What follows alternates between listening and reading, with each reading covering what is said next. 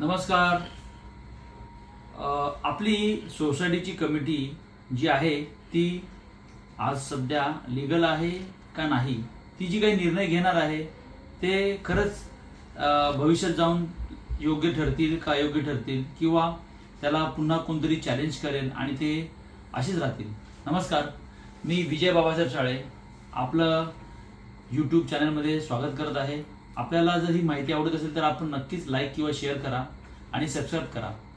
आज आपण जी भूमिका मांडतो आहोत ती आहे माहिती की एखादी सोसायटी नोंदणीकृत झाली, ती नोंदणीकृत झाल्यानंतर त्या सोसायटीमध्ये प्रामुख्याने त्यांची कमिटी तयार होते. कमिटी झाल्यानंतर अध्यक्ष सगळे खजिनदारांची निवड होते आणि ती साधारणतः नवीन कमिटी ही 1 वर्षासाठी असते. 1 वर्षासाठी असल्यानंतर ती कमिटी प्रारूप कमिटी 1 वर्ष कामकाज सांभाळते. त्यानंतर जी 5 वर्षासाठी एक नवीन कमिटी तयार होते ती सेक्शन 75 प्रमाणे दरवर्षी एजीएम घेणं, त्याप्रमाणे वार्षिक सर्वसाधारण सभेचा अहवाल, खर्च, मासिक मीटिंग, एखादा मोठा प्रश्न आला तर एक्स्ट्राऑर्डिनरी मीटिंग, या सगळ्या मीटिंगी घेणं. आणि महत्वाचं म्हणजे दर 5 वर्षांनी कमिटी ही बदल होत राहते.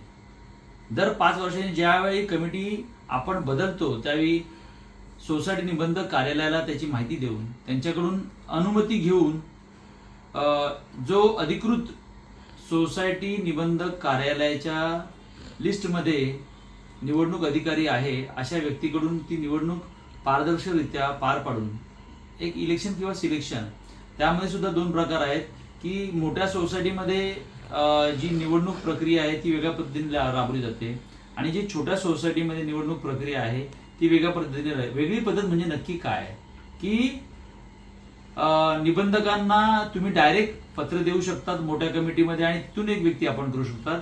छोट्या सोसायटीमध्ये तुम्ही इलेक्शन ऑफिसर अपॉइंट करून तो सोसायटीच्या कमिटीची माहिती घेऊन फॉर्म नंबर 9 जो असतो तो त्यांना जमा करतो निवडणूक सहकार सोसायट्या कार्यालयामध्ये, जेणेकरून ही अशी वेगवेगळ्या प्रकारच्या निवडणुकी होत राहतात.